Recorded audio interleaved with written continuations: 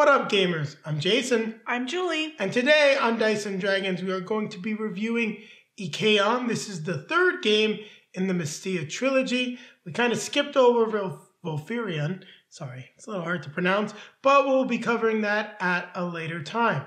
Now, this game is designed by Martino, Chiacchiera, and Marta, Ciaccasassi. Hopefully I pronounced that right. These are Italian names, if I'm not mistaken. I mean, Julie would know. She's been to Italy. Do they sound Italian? They definitely sound Italian. I don't know if you're pronouncing them right or not.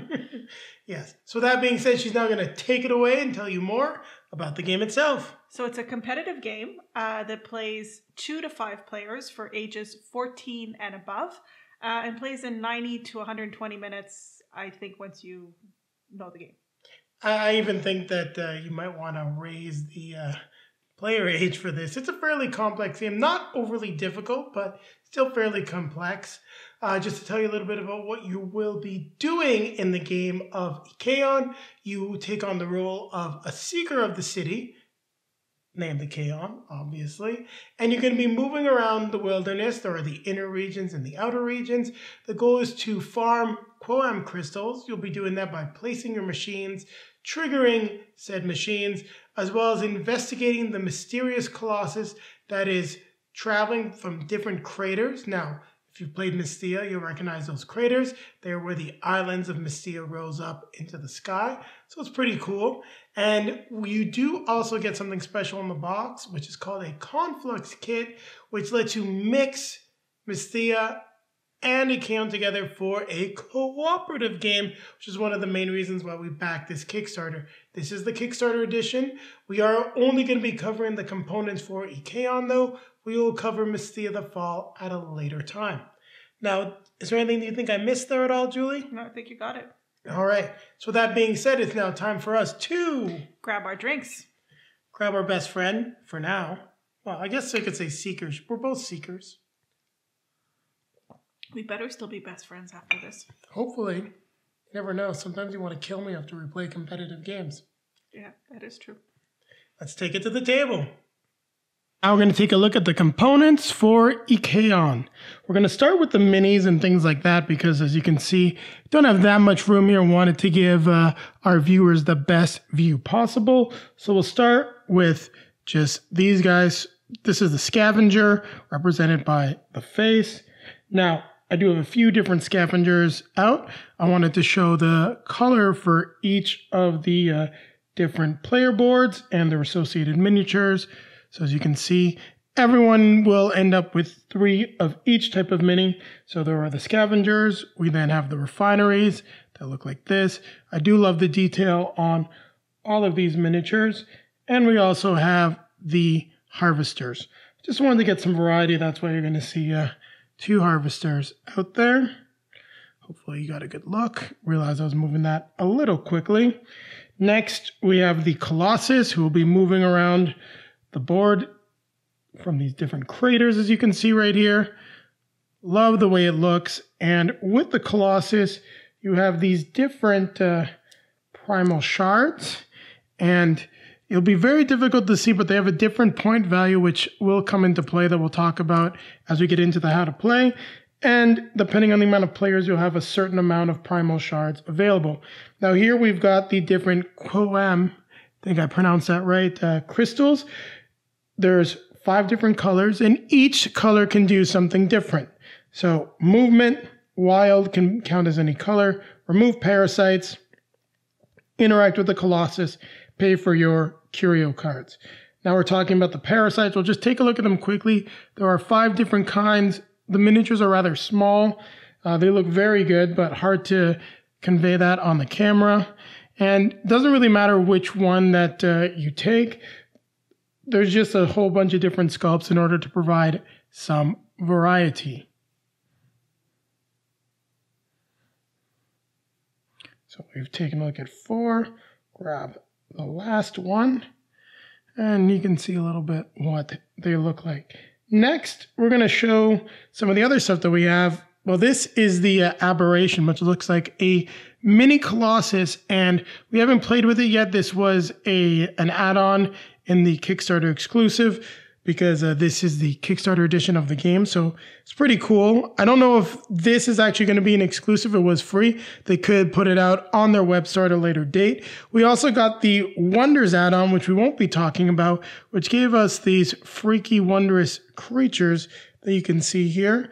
And there's a total of 7 of them. Some of them seem a little Cthulhu inspired, while others feel like they're more taken right out of the world itself of Mystia and Icaion, which I think is a fascinating world. Really thinking I might have to get the RPG for it at some point, especially since it can be played solo. So there you have it. We're almost done with the Wonders. So that is a nice expansion that we got. Next, we'll take a look at the different Seekers. Now, I'm probably going to draw a blank as to some of their names. Unfortunately, the names aren't on their cards. It's all kept in the rule book, but I remember some of them here. For example, we have the Criminal here, who will be wearing armor or possibly not wearing armor. I just kept this separate so that we didn't damage the mini, but I think that is really neat, and it's really easy to come apart. And as you can see, lots of detail on the miniature. So if you do like painting, you can make some fantastic looking characters. Here we have the Creature, who just sort of wandered into town and has some cool abilities. We've got the Lone Survivor here, and I think just overall in terms of design and with his big weapon is probably my favorite Seeker.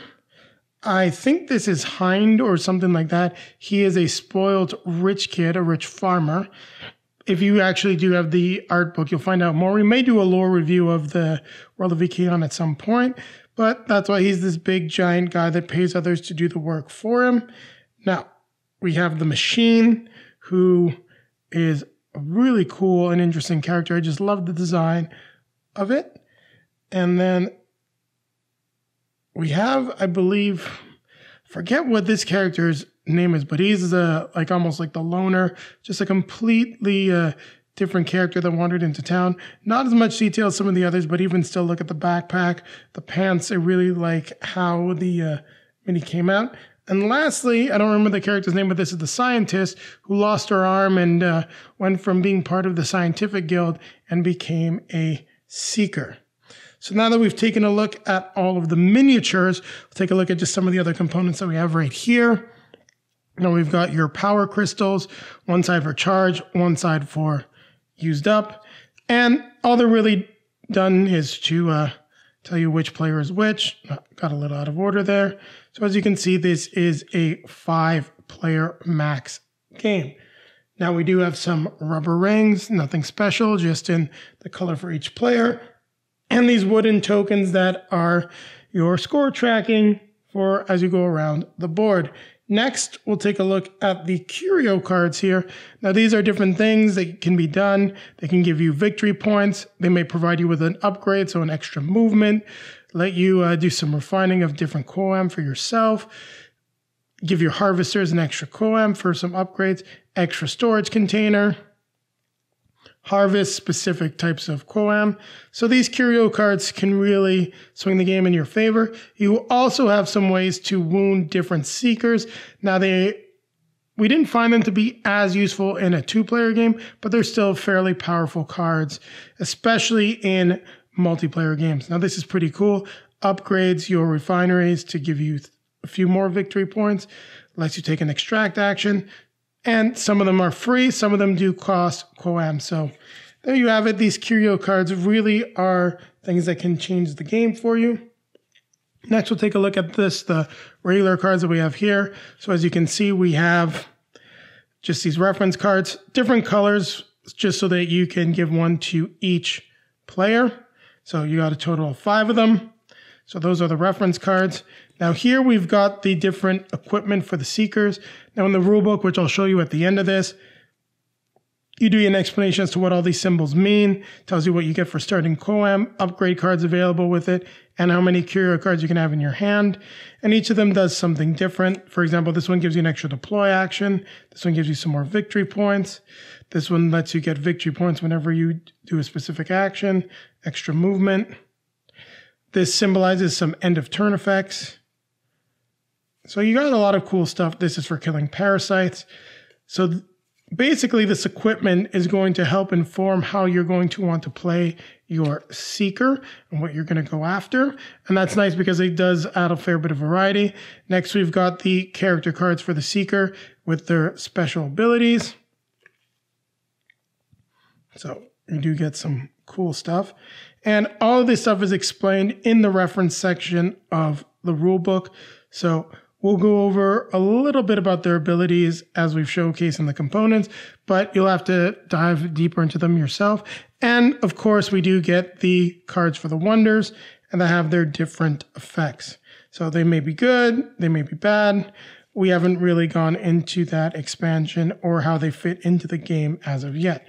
Next, we do have the different regions. For those of you that have played Mystia, you'll find some of it familiar. We've got 3 different Colossus cards, as there are 3 years, 3 different sort of eras, and they will slowly be added to the deck. Then you've got the mountain regions, water regions, crystal regions, forests, the plains, and these make up the 5 regions on the map, which is why you have 5 different types of Qoam crystals. Now, before we get into the player boards, we'll take a look at these now. They do some different stuff, so I will showcase all of them. They're all different colors, similar to the Qoam crystals and the different craters. So you get 1 for each era, and they give you bonus points at the end of the game. You do have a day side and a night side, just like the board. And that's really just for flavor. It doesn't make the game necessarily more challenging. This is for upgrades. This is for parasites here. See, when you flip it over, it becomes for movement. If you flip this one over, it becomes once again for, this is for upgrades. This is for killing parasites. This is for your strength in killing parasites, the green one. Bonuses for harvesters. Flip it over. You will get bonuses for a different kind of machinery repairs. I'm not quite sure what that symbol is. I'm drawing a blank on it right now. Bonuses for the primal shards. Other side for your null storage space.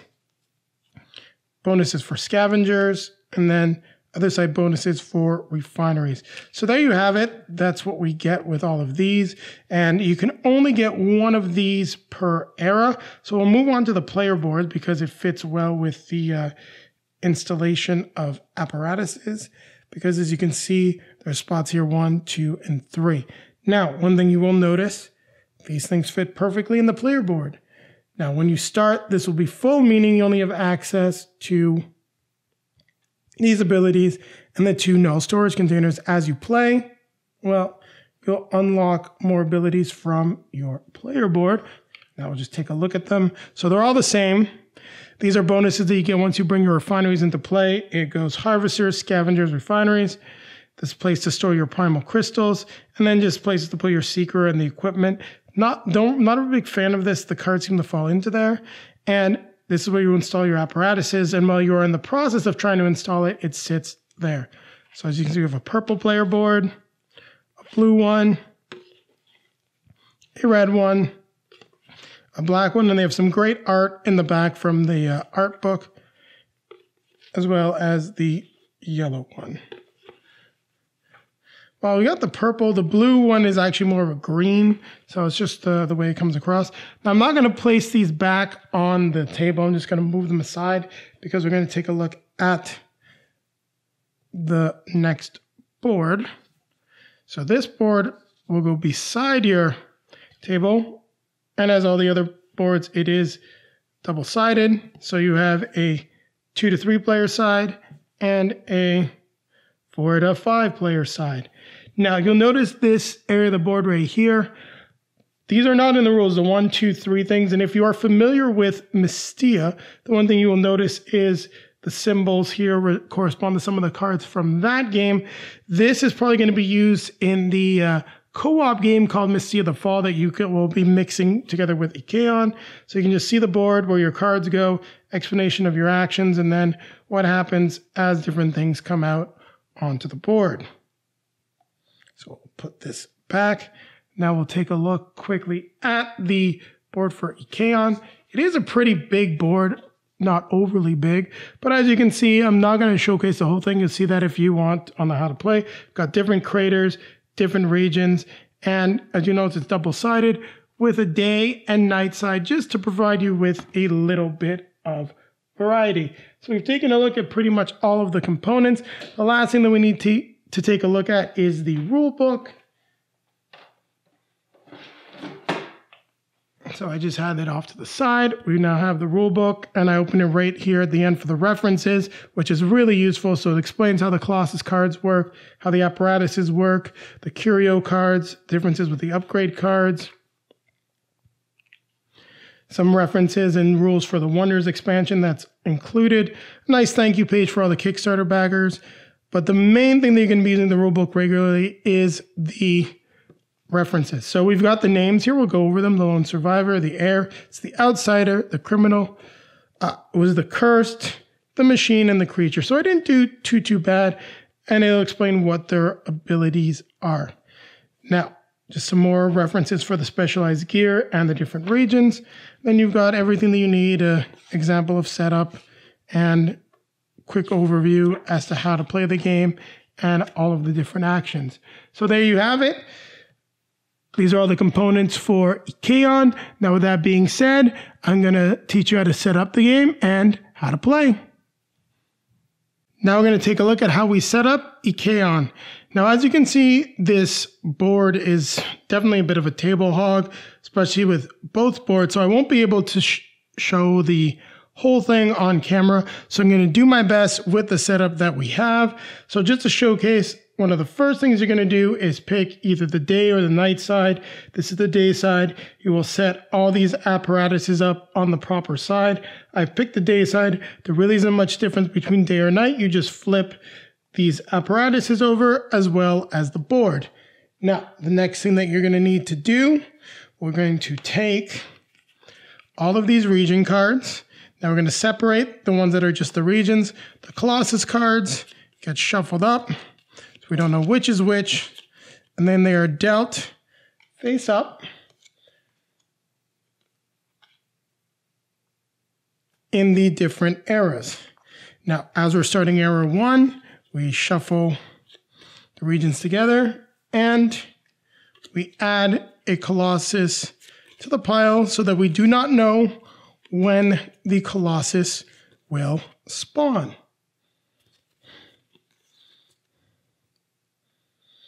We'll place that there. Now, depending on the color the players have chosen, you will deal them a reference card. And as you can see, double-sided. So you've got everything that you need to play the game on these 2 cards. Well, these 5 cards, actually. Now, what you're going to need to do next is you've got the Seeker and the Seeker equipment. Shuffle these up and then deal this out to each player so that they get a random card. So for the case of this, I dealt my Seeker equipment. And then with regards to the Seeker, shuffle up, deal Seeker. So we have the outsider. Now, what you're going to do, and this is just so that everything is visible, and I'm going to remove these from the board. And I'm going to use this area to place my character. So you'd place the Seeker equipment, the Seeker on the board, and depending on if they're the first or second player, depends on how many players you have in the game, you will place that at the top to denote which player they are. Now, each player will have their 9 machines on the board, scavengers in that position. See the refineries go in this final position.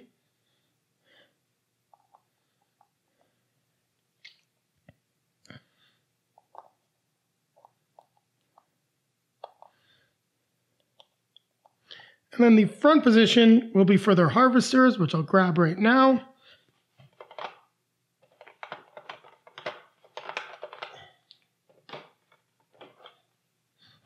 Apologies, I left them in the packaging.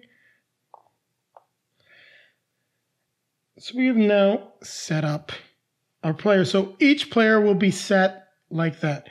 Now we're going to need to grab the miniature for the outsider, and we'll have to add a colored base to the miniature as is just to help so that we know which player is which.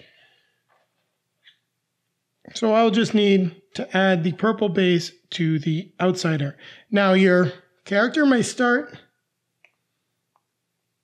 on any one of the nodes around the board. Now when it comes to the colossus, you need to just sort of close your eyes, swing it around, and then stop. Pretty obvious who's going to be there and decide where it's going to go. You also need to shuffle up all of the primal shards with the values of 1, 2, and 3. And then I just have 3 right here. You will start, and this is for a 2-player setup. Read the rule book. Each player count will be different. You'll start with 3 primal shards in a 2 to 3 player game. So there you have it. The board is set. The last thing that you need to do with regards to setup here is one by one, you're going to be placing the machines of a different player color on the board. Now the reason for that is there's a maximum of 3 machines per region. So when you don't have a full 5 player count, you need to do that at the start of the game. You can even double up the machines if you so choose to make things a little more challenging. So I'm really just putting the machines in places that can be seen. And there you have it. That's how you would set up your player board. We've got this board set up, except for one last thing, which I almost forgot. You've got the curio cards, which you need to place on the board. And each player will start with 3 curio cards. So I just dealt the top 3. So we have that. And then we also need to check our starting Qoam. And for the outsider, with his equipment, is going to be 2 pink and 1 green, which then go into our null storage container. So that's how you would set up the game. Icaion, as you can see, setup itself is fairly straightforward. So now what we're going to do is we're going to teach you how to play the game. We're going to go through some of the different actions. We will have a green player that's going to be on the board just moving around so they can showcase how you're going to do each of these different things. Unfortunately, just due to the size of the setup, I can't really go through a full proper turn, but with everything we've got, I'll be able to teach the different basic actions as well as the different special actions, and we will go through how to resolve what happens when the colossus shows up. So keep it right here, and we'll be back with our how to play. Now we're going to teach you how to play Icaion, but before that, I'm going to just make a couple of adjustments to the setup. I did neglect to take out the Qoam. I forgot what the proper quantities are. Now, for all of the regions that are external to this interior region right here, so those are the regions that are next to the city, you place 1 Qoam of the proper color. So as you can see that I'm doing. Now, pay no attention to this part of the board. We're really going to try to stay away from it.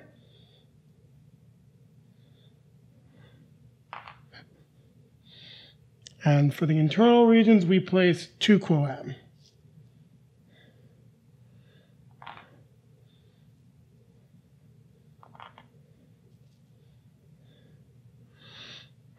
And that should cover everything that's visible, except for, we'll just put a brown here, because, and then the pink.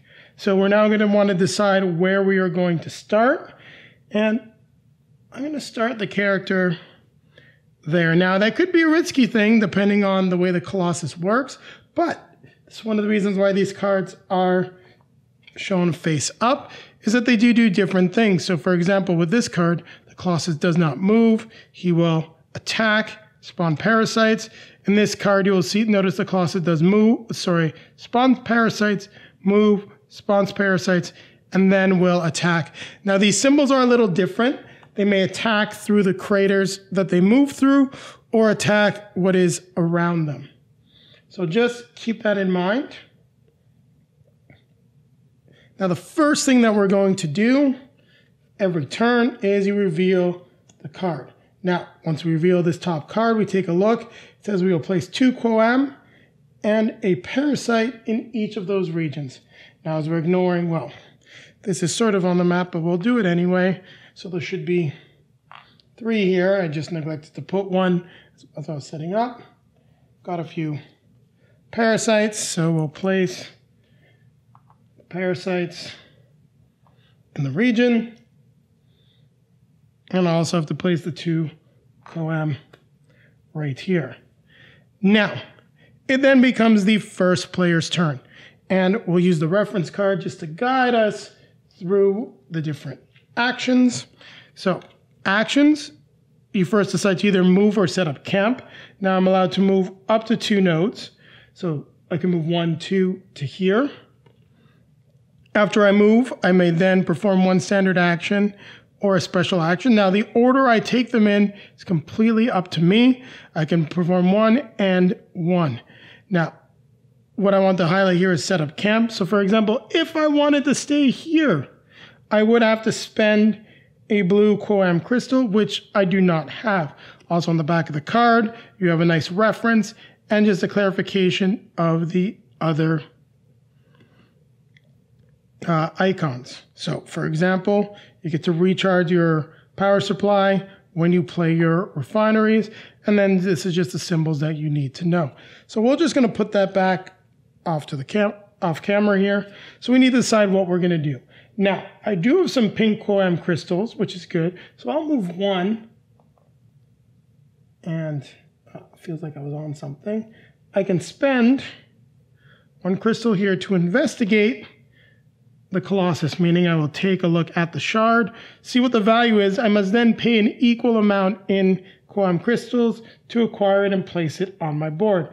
Now, this shard says 2, meaning I do not have enough, but for the case of teaching the game, let's just say that, actually, no, that's fine. It is perfect as 2 because I have 2 pink crystals. When you investigate the colossus, it doesn't cost anything. You just have to pay the amount on the shard. So you spend the 2 pink Qoam crystals, and I've now investigated and gotten shard. These then go back to the Qoam supply. Now, there are a few other things that I can do. Now, the one that we have to make note of, don't forget, we get only 1 of these actions. So I chose to investigate the colossus. I may now choose to play a curio card, or I could have done that before as well. So don't forget, you got to move first. So I'll take a look at what I have for curio cards. And don't necessarily want to move, but I'd like to get some more curio cards. So my last special action will be to play a curio card.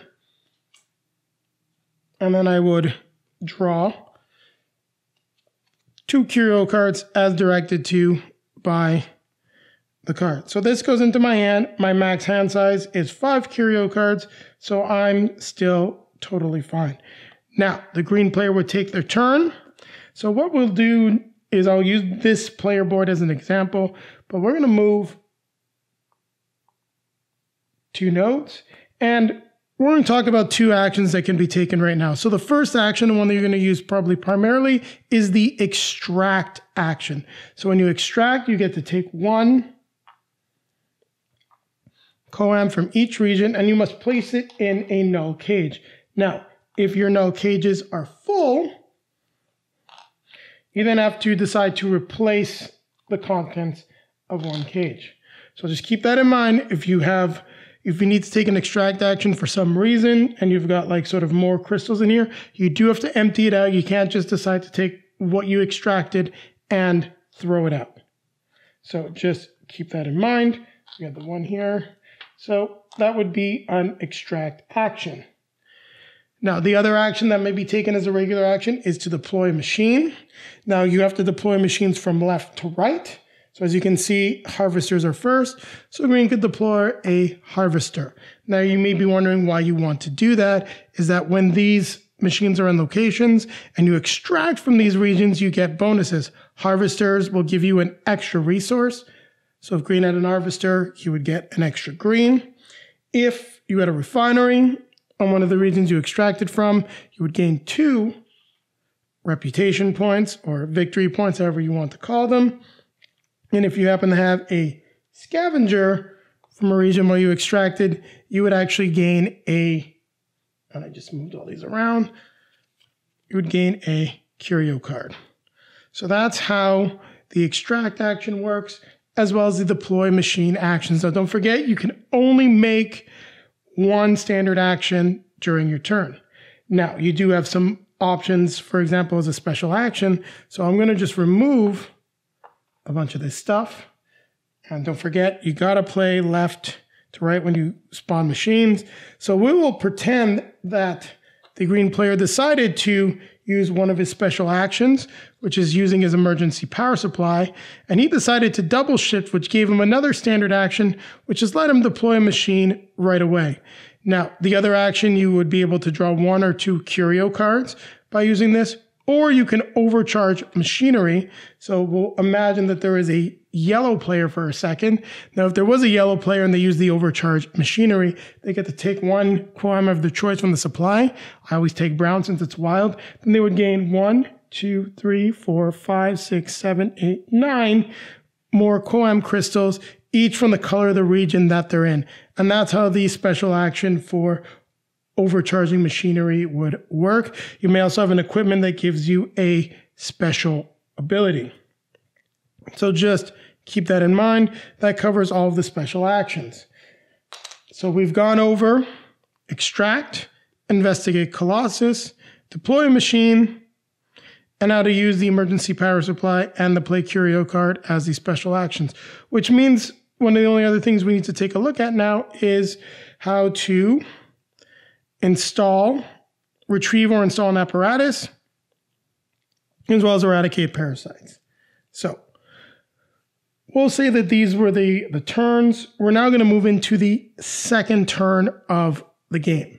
So on turn 2, you reveal the next card. Once again, spawn crystals based on what's written. So for the pink, we go 2 and 2. And as this wasn't actually the purple players, I'm just going to move it off the board. And it's once again player 1's turn. So I could not try to investigate the colossus. I only have got the green here to play a curio card, but I want to get an apparatus. Let's say I'm going after these primal shards. So the next thing I'd probably decide to do is I'd move 1, 2. It's not very good. I can, however, move another 2 by playing a curio card. Don't forget, you can take your standard action or special action in any order. So play the curio card, spending the green.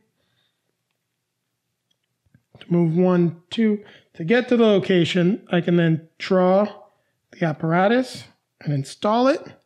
Then on my next turn, I'd have to move to the crater. So as you can see, that's going to take a little bit. But once I move to the crater of the proper color, I can then install the apparatus that gets installed here at the bottom of my board. Now, what's important to note is that this can only be done once per year. That's why you only have 3 slots. So that's the way it works. Also important thing to notice, when you do overcharge to get a second action, it doesn't give you more movement. So there you have it. That's how you would install the apparatus. I can then look at, and I've already taken my special action. So it would be the end of the turn. And just to keep things going properly, we'll say we'll move 1, 2. We would then just deploy a machine, another harvester, and pretend that was the green player's turn. We then go on to the third turn, which would be water. But for the sake of teaching the game, I'm going to remove that, and we're going to take a look and find the Colossus card, and then go through how the Colossus would resolve. Now, how does the Colossus resolve? Well, right here it says it's going to move. So this says it's going to move 2 craters. So you follow the direction. So we'll just have to imagine that was flip, meaning it's going to move here. It's going to move down into this blue crater over here. Just trying to keep it on camera as much as possible. The next thing it will do will be deploy parasites. You'll notice it does it twice. So we'd have 2 parasites in this location. Then I have to put another 2 parasites, but since it's off camera and in my way, in this region right here. Now we've got the symbol that says the colossus will have attacked. And we're just going to reference the rulebook quickly, as we're not overly familiar with this stuff. So the colossus wounds all seekers on the nodes of the regions adjacent to the crater, meaning anyone that's on a node that's attached to where the colossus is would get wounded. So for an example, we're going to just move this here, which would mean that 1, 2, 3, 4, 5, 6, 7, sorry, not this one. So these 3 nodes right here, 1, 2, 3, these 3 nodes right here, and then this node as well, these 3 nodes would all get wounded. What happens when you get wounded? Well, you might either discard a curio card to block the wound, or your character would then be placed lying down. You may stand back up, but you can no longer take a special action. So that is how wounds work in the game. But at this point right now, the colossus has not wounded anybody. So let's just take a look at a reference card here. We've gone over extract, deploy machine, investigate colossus, retrieve and install an apparatus, how to use the emergency power supply, and how to play a curio card. So the last things we want to take a look at are how to eradicate parasites. Well, to do that, you need to spend a white crystal. So if we have, let's say the purple player had a white crystal, you'd spend it. And then depending on what you've unlocked, and for the sake of just teaching the game, we'll unlock it, you can remove the parasites up to that value. So the most you can do with 1 crystal, unless you get an upgrade, is 3. Which would be great to be down here as you get rid of all 3 of them. But in this case, you get rid of 1. It then goes on your board. And at the end of the year, the player with the most parasites will score an extra 9 points. So please keep that in mind. You'll need to do that. So that's the eradicate parasites action. And that really covers all the different actions you can do in the game. One thing that's important to note here is when you play your refinery, you are able to recharge your special ability. So make sure that your energy crystal, when you play that last one, you are able to flip it back over to recharge it, and you will immediately gain the value that's here. So 5 victory points, 2 Qoam crystals, make sure you have an empty null cage to put them in, or 2 curio cards. So make sure that you're planning and playing your strategy based on what you're going to do there.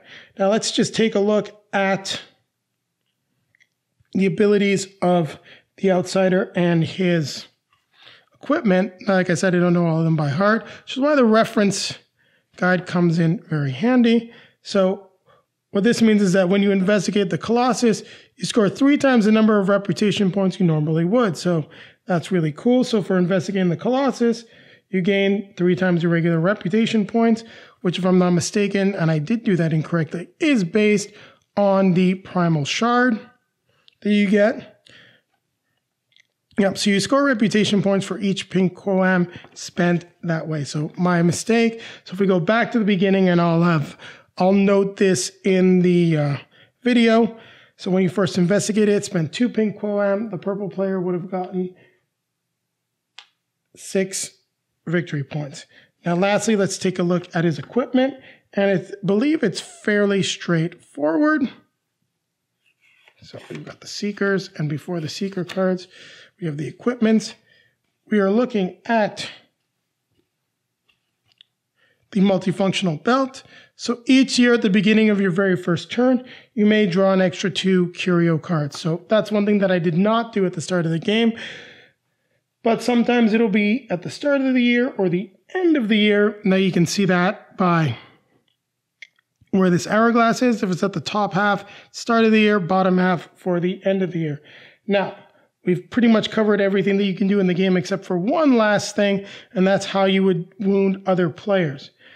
So players can share nodes. You may be on the same node. You may be adjacent. If you play one of these cards, you will wound each player. So there's an actual pick a better node. So you wound each player that is surrounding you, and I'll just grab another one. So you play the card, wound the players. If they cannot play a curio card, they're knocked down. And then you gain victory points for each one that you wound. And you can gain, in this case, 1, 2, 3, 4 victory points. And you're going to continue that as you go through the game. So once all 5 regions have been played, so we'll just flip over all the cards. You come to the end of the year. You're going to reshuffle everything. You will add in another Colossus card, complete any end of year effects. You will also discard the year 1 apparatuses, leaving only the year 2. Reshuffle everything, and you're going to start over. Now, there you have it. That is how you play the game of Icaion. So apologize that it wasn't the cleanest setup. This game is definitely a bit of a table hog. So keep it right here as Julie and I are now going to come back at you with our review of the game. So Icaion, or Icaion, I think Icaion sounds the best way to say it, by Tabula Games.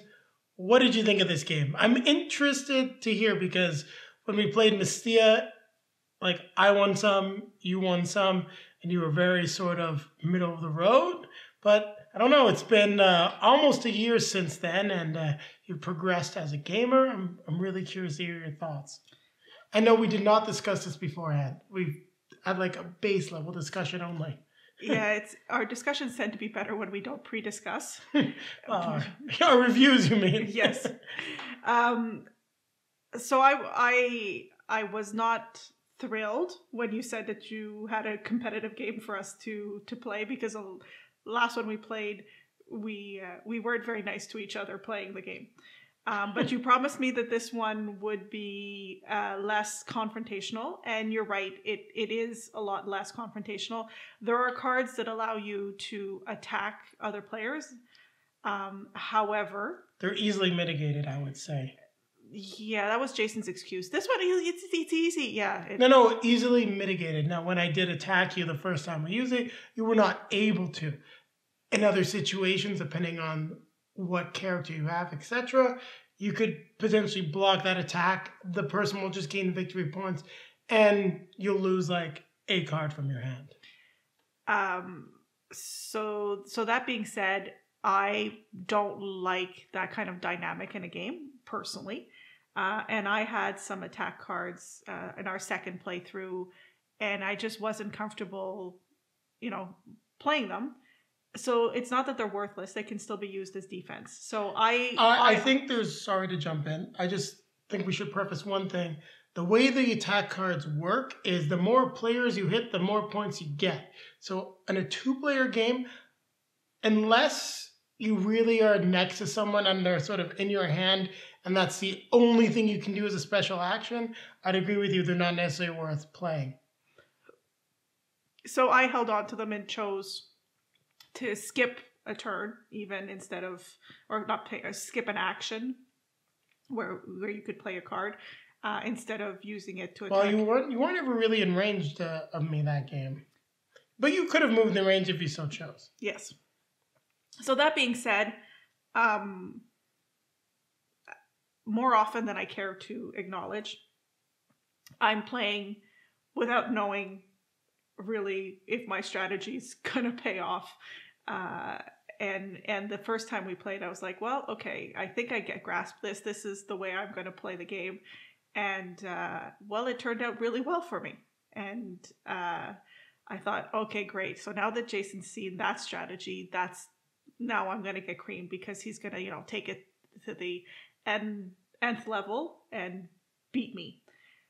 And he did use the strategy, but played it very differently, yes. Yeah, he used the strategy I did, but played it differently. With a character that also plays it differently. So I think that's one of the strengths of the game. We'll talk about in more detail. Yeah. Is it's very asymmetric, and there's a lot of different combinations. The fact that you have a seeker and equipment really changes things up. But I'll let Julie continue on with her strategy, because it does fall into the pitfalls of a 2-player game as well. Yeah, so some of the different strategies or the different cards when you're playing, And I don't even know if we want to use the spoiler or talk about the fact that, it definitely is an advantage to investigate. Do we want to go there? Oh, no, it's part of the game. Investigating the Colossus is an absolute must. It's not necessarily the best strategy, but the one thing that we've definitely, and you actually proved that it's not necessarily the best strategy, but it's something that you can't ignore. Well, I couldn't just sit back and not do anything. I had to still have that as part of my strategy. So why don't you talk about your strategy and how you just straight up basically beat me by almost 50 points each time? So I just concentrated on deploying my machinery. Yes. And both my characters were different. There was different ways to do it. And it was a little slower going the second time around than the first one. And I was sure I was losing because Jason was ahead of me by far in victory points in that second game. And I'm like, yeah, there you go. He's like, I beat him the first time. He's going to beat me this time. So just the strategy of playing, when you're playing two players, I think one of the advantages when you're playing two players is you can really play your own strategy and just, the other player really isn't getting in your way. I think if we were playing a higher player count, it would be more difficult to play my strategy because I was just basically ensuring that I deployed as much as possible to be able to get as many crystals as possible. Mm-hmm. So this comes into where I think, and Julie's talking about what she likes about the game, and I think I want to continue on a little bit about what I like about the game, and then we'll talk about the pitfalls, specifically in a two-player scenario, because her strategy of just deploying her machinery basically rendered the characters that I had with both combinations of character and equipment to be far less effective than her strategy both times. And the cool thing about it, though, was the way I played the game is that if there had been more players, my character really focused on investigating the Colossus to get those points up when you get a few different ways to really rack up a ton of points. But the other thing that I could be doing would be gathering resources, letting other people place their machinery, and then putting out maybe one or two machinery, but scoring lots of combos off of the points. But that doesn't happen in a two-player game, meaning the strategy is far less effective. I was playing the character, which was the outsider. I should have been investigating the Colossus, potentially attacking other players if they got too close, so I could do an attack that would hit multiple characters, and then continuing on doing my own thing. But it just really wasn't effective in two players. You really need to build your engine, get as many resources as possible, because it's just going to lead you to getting the most points at the end of the day. So I think one thing that we can both sort of agree on is if you're playing a two-player game, pick your characters, pick your equipment, and I would not do the random draw because you can get a strategy that just won't work. But the really cool thing about all that is those strategies will work on higher player counts, so you can be playing a completely different game than somebody else. There could be players that are fighting over building machinery, getting their spot and getting their engine going, and you could be off doing the Colossus and your whole other thing just because that's the character you got, and those are the ways you're going to be scoring victory points. Yeah, and that's really cool about the games. Yeah, and those the curio cards, I think they're called. Yes. They can definitely have a huge impact. I mean, the three that were dealt to me the first game, two of them were upgrades that really benefited me very early on. Yeah, you got an extra null storage cell, which was just very powerful, letting you get Qoam a lot easier than I was able to, which then let you get your machine going and bringing in more crystals. And I also got an extra free movement basically from the beginning, and being mobile on that board definitely helps. Yes. So there's a lot of really cool things about the game. So game design, I think we can both agree, it's well done. There is the potential for heavy player interaction, which is easily mitigated though in terms of attacks. So you don't really want to be spending too much time attacking other players. I feel like that aspect of the game is more like an attack of opportunity. It's more like, hey, I'm going to move here. Oh, this guy doesn't have a curio card for defense. This person does, but I can hit maybe 2 or 3 players. Well, guess what? I'm getting 9 to 10 victory points. Might as well do it and potentially weaken another player. But that being said, that player still gets their standard action. they only lose their special action. So it's just the kind of things that you have to keep in mind while you're playing the game. It doesn't necessarily become a negative aspect of it. The amount of asymmetrical combinations, I mean, is just very high. The ones that you played were completely different. And I really like the fact that the game will let you sort of play a completely different game every time it comes out of the box. And once you figure it out, and I think that's where it's a big difference than Mystia, because there's a lot sort of, you've got less choices to make on the board. Like, sure enough, things are going to happen. You have to make choices, but you don't have like, oh, am I going to do this? Or am I going to do this? You don't have to plan as much in advance. The game flows a lot quicker, I found. Especially during our last play where we just kind of flowed through the game and probably played it in, what, an hour? Closer to an hour? Yeah, just over an hour, I think. Yeah, so, which is still pretty good. But I don't know if you agree with me on this. Despite all of this game's strengths, I don't know if I want to play it again as a two-player game. No, I'd agree. I think honestly, I think we've tried different strategies. I'd try it at a higher player count to see how it is. I may not like it as much at a higher player count. I think you'd like it at 3. I don't know how you'd like it at 4 or 5. I think that could become a little too meddlesome. You'd have to pay more attention to attacks in a 3-player game, but I do think that 3 or 4 is probably the ideal setup for this. Yeah. I have to say, one of the things I like the minis in this. One of the things I didn't like as much was the art on the cards for our players. I found them, and a little bit of the iconography I found was difficult. I really needed to look at the different rules to be able to understand. Like when you pick up a curio card, I was like, and that's one thing I do have to give this game. I knocked Mystia for it. I'm going to knock Icaion for it. Tabula Games, we like a lot of your stuff. We've got a lot of your games. Please make quick reference sheets. Even our first playthrough, there's a couple small aspects of the rules that we missed, which made us play with some mistakes. Fortunately, we were both making the same mistake, so it didn't affect the score really one way or the other. But having something for each turn, each action, and also for the cards, it's a quick sheet of paper so I don't have to go through the rule book every single time would be very, very helpful, and something that really needs to come with these products, especially the Kickstarter ones. Could be a stretch goal that gets unlocked or something like that as well. Yeah, sorry, I just wanted to add that in because I remember looking at the curio cards going, I have no idea what this is. But it's a valid point, and in Mystia, you do get the English language stretch goals. That was you have to buy it, but I will say one thing: they're needed. There's a lot more text for the Mystia cards than there is in this one, so I got to give them credit for really focusing on making a game that is very much language independent besides the rule book, and that's really cool and a great job. It doesn't mean that the game gets to get out there, can get into markets easier. And if you're like us that live in Quebec, if someone wants to learn the game, they can download the French version of the rule book after you explain it to them. And you know what? They're good to go with the exact same cards that you're playing with. So definitely got to give it a thumbs up. And I personally like the art. We've got the art book. It does give you a little bit of a background and history on it. I might do a little review for Icaion like I did with Mystia, because I really find this world and the setup interesting. There's also the RPG, which interestingly enough can be played solo or co-op, but I didn't back it, so I don't know. It's going to be hitting retail eventually, so we'll see. Maybe get the PDF, check it out. Not sure. But I think that summarizes everything we have to say about the game. So what's your rating?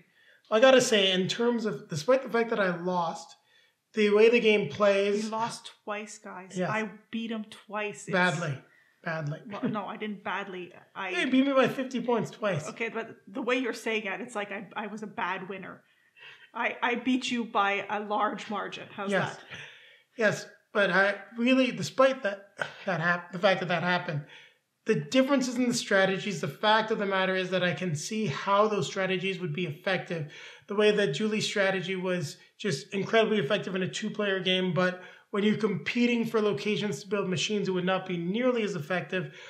I say that the game is very strong And I got to give it an 8. It's probably one of the better Euro games that we have in terms of the competitive aspect and the player interaction. I feel like we've got like just the right amount so that it's challenging, but also for the way we like to play games against each other. It's not enough that people are going to be like, oh man, like you're just beating up on me. You can't have that situation really occur in like a game of Risk or even in Mystia where you might be waiting for the monster to arrive on the island and then trigger something that's just going to smash everyone's defenses. Which is cool, but far more aggressive than this game. For me, it's a 7.5. I think even though I won, there are other games I'd rather bring to the table that would rate a little bit higher than this. 7.5 is still a very good score. I gave it an 8. Sorry to jump in. Because it's probably the best Euro game for us to play. That's why it's got an 8. Plus the way that it's very asymmetrical with high replayability. Sorry about that. Continue. I didn't want to cut you off there. That's it.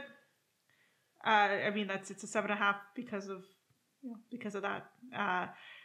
So on that note, I think it's time to remind people that you can like, comment, subscribe, hit the bell to be notified when we have some new content for you. Also, down below in the video description, you'll find links to all of our social media feeds, Facebook, Twitter, Instagram. You can see pictures from Icaion. There'll be pictures of Mystia the Fall probably before the review actually comes out. You can even go way back and find pictures of Mystia, and then when we get to Volfirion, those images will be out there as well. Also, popping up in front of us are going to be links to some of our previously released content. One right here will take you back to our most recent video. The other will take you back to our review and how to play of Mystia. So with that being said, Julie, what time is it? Time to grab our drinks. Grab our best friend. We're going to keep playing games. Gonna keep playing games. I don't think you thought when we started playing the second game that I would beat you again, did you? No, I wasn't sure. When I got the cards that I had, I knew I had a good strategy. And when I saw the cards that you had, I was like, this is going to really tell me if building machinery is just like really powerful in a 2-player game. So I knew that I'd do well. But I did see the potential for you to beat me just with the cards that you had. I was like, I'm playing a completely different game than what you're playing. And maybe there would have been a way for me to adapt it, to do something similar to you, but I wasn't going to get the same scores and bonuses, so. Yeah.